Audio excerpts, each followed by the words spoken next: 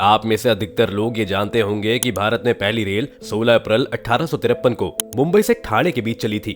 19वीं सदी से लेकर अब तक भारत में रेलवे ने इतनी तरक्की की है कि यहाँ रेलवे का जाल जल, जंगल, जमीन और पहाड़ों तक पहुंच चुकी है। आपको बता दें कि पूरी दुनिया में रेलवे नेटवर्क के मामले में भारत का चौथा स्थान है। भारत से सिर्फ अमेरिका, रूस और चीन ही आगे हैं। भारतीय रेलवे में रोजाना ऑस्ट्रेलिया के बराबर आबादी यानी 2 करोड़ 30 लाख से ज्यादा यात्री सफर करते हैं और यहाँ अब भी रेलवे का नेटवर्क लगातार तेजी से बढ़ रहा है। इसलिए जब भी किसी क्षेत्र में नए रेलवे लाइन की शुरुआत होती है तो इसे विकास के प्रतीक के रूप में देखा जाता है। लेकिन कर्नाटक में रेलवे का नया project Hubli Ankola railway line विवादों में फंस गया है। आखिर क्या है इसकी वजह, विस्तार में जानेंगे, लेकिन पहले इस प्रोजेक्ट के बारे में जान लेते हैं। बता दें कि ये प्रोजेक्ट कर्नाटक के धारवाड़ जिले के अंदर आने वाली हुबली से उत्तर कन्नड़ जिले के अंकोला तक बनाया जा रही है। हुबली अंकोला रेलवे लाइन की घोषणा सबसे पहले 1997 में की गई थी। इसके बाद इस रेलवे लाइन को कर्नाटक सरकार ने 20 मार्च 2020 को स्वीकृत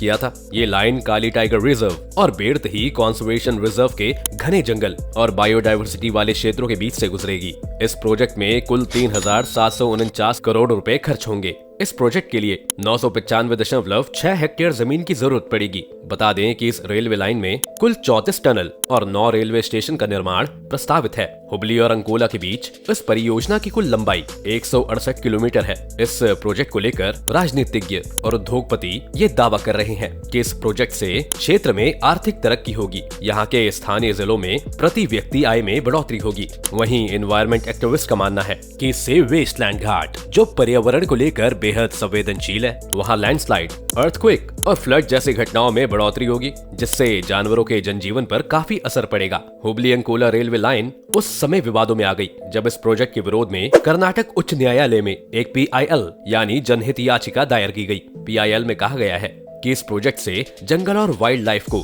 भारी नुकसान होने वाला है। इसके साथ ही इस बात का दावा किया गया कि रेलवे लाइन कालीबाग अभयारण्य से गुजरती है, जो पर्यावरण के लिए बेहद संवेदनशील वेस्ट कोस्ट यानी पश्चिम घाट का हिस्सा है।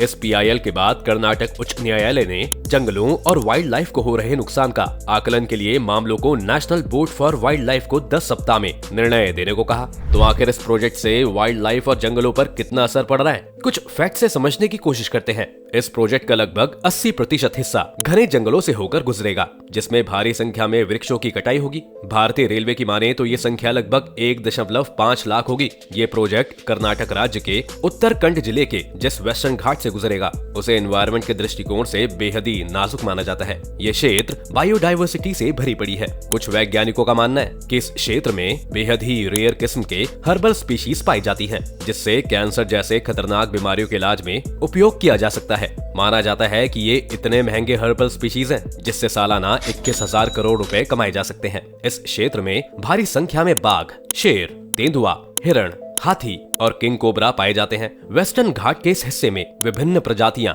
यानी स्पीशीज पाई जाती हैं। यहाँ पर 137 मैमल, 126 एम्फीबियन, 218 फिश, 508 एवियन और 157 रेप्टाइल स्पीशीज हैं। इस प्रोजेक्ट की वजह से यहाँ के वेटलैंड पर भी खतरा है। वेटलैंड वो क्षेत्र होती है जहाँ जमीन और पानी आपस में मिलते हैं। यहाँ साल में ज्यादातर हिस्से पानी से भरे रहते हैं। यहाँ पर कुल 184 हेक्टेयर की वेटलैंड खतरे में है। यहाँ के लगभग 1337 हेक्टेयर जमीन से लगभग 1.5 लाख पेड़ों की कटाई होगी, जिससे पर्यावरण पर इसका असर पड़ना लाजमी है। इस प्रोजेक्ट से सह्याद्री पर्वत श्रृंखलाओं का दिल माने जाने वाली वाटरशेड का लगभग आधा हिस्सा भी प्रभावित होगा। वहीं इस प्रोजेक्ट के लिए 34 टनल भी बनाए जाने हैं। टनल के लिए पहाड़ों की कटाई भी होगी, जिससे वेस्टलैंड के पर्यावरण पर गंभीर असर पड़ेगा। ये प्रोजेक्ट काली टाइगर रिजर्व के 2 संरक्षित क्षेत्र डांडली वाइल्ड लाइफ और अंशी नेशनल पार्क को भी प्रभावित करेगी। National board for wild life ने अभी हाल ही में केंद्रीय पर्यावरण मंत्रालय को हुबली अंकोला रेलवे लाइन पर एक विस्तृत वर्कशॉप आयोजित करने को कहा है।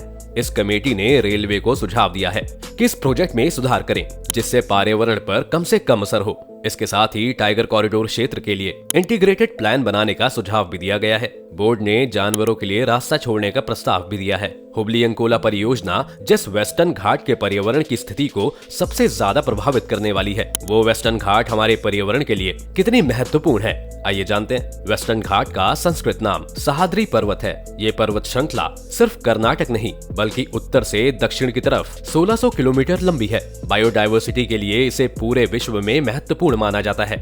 इस मामले में ये पूरी दुनिया में 8वां स्थान रखती है। ये पर्वत श्रृंखला गुजरात और महाराष्ट्र से शुरू होकर गोवा, कर्नाटक, तमिलनाडु, केरल से होते हुए कन्याकुमारी में खत्म होती है। यूनेस्को ने इसे विश्व धरोहर स्थलों के रूप में मान्यता दी है। ये विश्व के 36 जैव विविधता वाले हॉटस्पॉट के रूप में जाना जाता है और ये पूरी दुनिया में 8 जैव विविधता वाले हॉटस्पॉट में से एक है। पश्चिम घाट की उत्पत्ति की अगर बात करें तो जब भारतीय प्लेट यूरेशियन प्लेट से टकराया था तब भारतीय प्लेट का पश्चिमी किनारा ऊपर उठ गया था और अरब सागर के नीचे धंस गया था, जिसके चलते प्रायद्वीप भारत का पश्चिमी किनारा एक ब्लॉक के रूप में दिखता है जिसे पश्चिमी घाट पर्वत श्रृंखला कहा जाता है। इस क्षेत्र में पाई जाने वाली चट्टानों के रूप में बेसॉल्ट, चार्नोकाइटस, ग्रेनाइटनेस, खोंडालाइट्स, लेप्टाइनाइट, मेटामॉर्फिकनेस शामिल हैं, जिनमें क्रिस्टलीय चूना पत्थर, लोहा अयस्क, डोलराइट्स और एनोरोसाइट्स शामिल हैं। पहाड़ों की 30 से 50 किलोमीटर की श्रृंखला लगभग भारत के पश्चिमी तट के पैरेलल चलती है।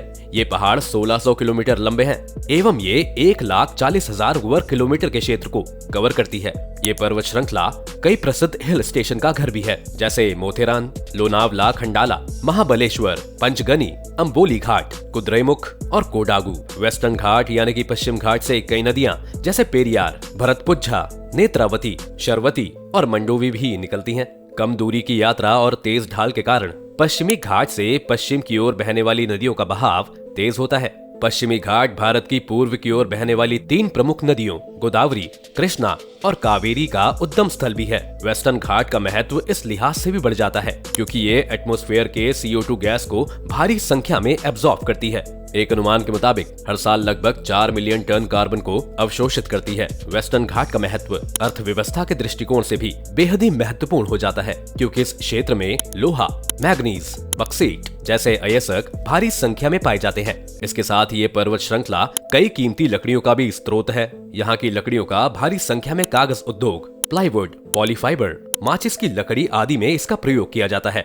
काली मिर्च और इलायची यहाँ की सदाबहार जंगलों की मूल प्रजाति है। यहाँ से बड़े पैमाने पर चाय, कॉफी, पाम ऑयल, रबर भी मिलते हैं। ये विभिन्न प्रकार के रेयर स्पीशीज के लिए जानी जाती है। वैज्ञानिकों की माने तो इन स्पीशीज का उपयोग कैंसर जैसी घातक बीमारियों के इलाज के लिए भी किया जा सकता है, जिसकी कीमत भी हजारों करोड़ों होने का अनुमान लगाया जाता है। वेस्टर्न घाट आर्थिक और सामाजिक रूप से पिछड़े कई जनजाति समूह का घर भी है।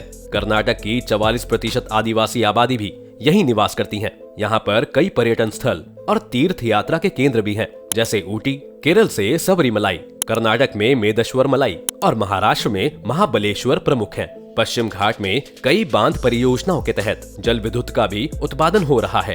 पिछले कुछ दशकों में मानवीय गतिविधियों के चलते ही पश्चिमी घाट पर पर्यावरण असंतुलन बिगड़ने का खतरा पैदा हो रहा है, जिसके कई कारण हैं, जिनमें से प्रमुख कारण है अवैध खनन। गोवा, केरल जैसे राज्यों में गैर कानूनी रूप से भारी संख्या में खनन हो रहा है, जिससे पर्यावरण पर काफी असर पड़ रहा है। वेस्टर्न घाट की बायोडायवर्सिटी के लिए खनन के साथ साथ वहाँ की बढ़ती आबादी भी खतरा है, जो लगातार अपनी जरूरतों के लिए वहाँ के संरक्षित वनों की कटाई कर रही है। इसके साथ ही वहाँ सिंचाई और जल विद्युत परियोजना के लिए यहाँ की नदियों पर कई सारे बांध बनाए गए हैं, जैसे कि कोयना बांध, मैटौर बांध और इडुक्की बांध। ये बांध वहाँ की पर्यावरण के लिए खतरा बन रही है। समय समय पर पश्चिमी घाट में हो रहे परिवर्तन से बचने के लिए भी प्रयास होते रहते हैं। वर्ष 2011 में एक गाडगिल समिति बनाई जाती है, जिसे पश्चिमी घाट विशेषज्ञ समिति के रूप में भी जाना जाता है। इस समिति ने ये सिफारिश की है कि यहाँ के सभी पश्चिमी घाटों को संवेदनशील घाटों के रूप में घोषित किया जाए। केवल सीमित क्षेत्रों में ही सीमित विकास की अनुमति हो।